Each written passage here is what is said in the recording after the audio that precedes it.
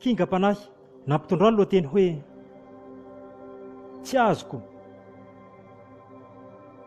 Ahoana tokoa moa ireny mpivarotena ireny? Misy antony maro ve no mahatonga azy ireo manao an'izany? Satria ny tsy azoko dia ohatra ny misy mampijaly tena.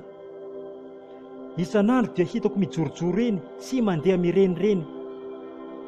Ny sasany hono dia mety resaka fahasairanana, fa ny hafa kosa mino aho fa efa fahadalana. Ka tsy azoko satria misy tena tsara fa dia manao an'io. Manimba ny mahazy ane izany koa aoka tsara ho tadidio. Ny sasany indray fitiavam-bola tafahoatra, nefa tsarovy fa raha maty tampoka eo dia any amin'ilay avo be any ankoatra. Tsy mitsikerana vonona hitsara akory, fa izany hafatra izany no efa voalazan'ny Baiboly. Ny sasany moa milaza fa voadoana ara-pity, ka tsy azoko mihitsy satria dia izany ve no anaovana ny asa ray ity?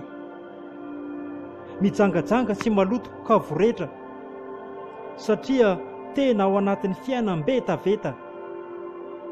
Misy dia mpivady tsotra izao no mifanaraka noho ny tsy fahampiam-bola sy hamelomana ny taranaka, dia voatery ilay vady no asaina mandeha mijajaka, ka ho viravirain'ireo mpividy amin'ny alalan'ilay lataka. Tsy azoko mihitsy kanefa dia maro ny azo atao raha hoe mbola fitadiavam-bola eto amin'izao tontolo izao. Sa hoe efa ozina angamba fa tsy sitrapo, no sady efa tsy henatra intsony ka efa hita hatramin'ireo silipo.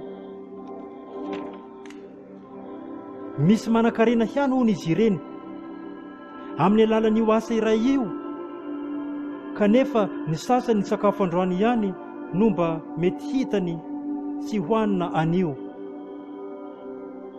Tsy azoko fa mety hakamoana koa ny an'ny sasany, ka aleony ny varotena no ataony antonasany.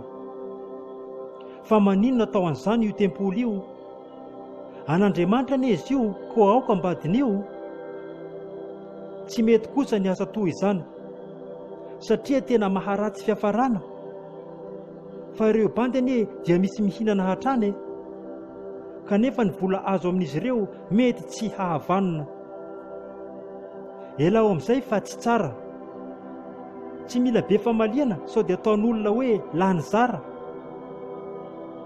Izay ny mba hafatra tamin'ireo izay te hanambara. Koa rao ihany fa ny teny marina tsy arana hono dia mety hahalasa-dala. Dia mbola misy ihany ny tena mafy loha, nefa misy kosa ireo efa tonga saina. Fa tsy azoko mihitsy ireo miseho be mokondoha sy izay miseho anazy hoe tsy azo resana na dalaina. Tena tsy ampy fandiniana, satria raha ny asa no tadiavina, misy maro izay azo ankatoavina. Ka hoy aho hoe tena tsy azoko mihitsy, ka aleony ihany hono no mitady vola amin'ny alalan'ny nofo atao firaisana.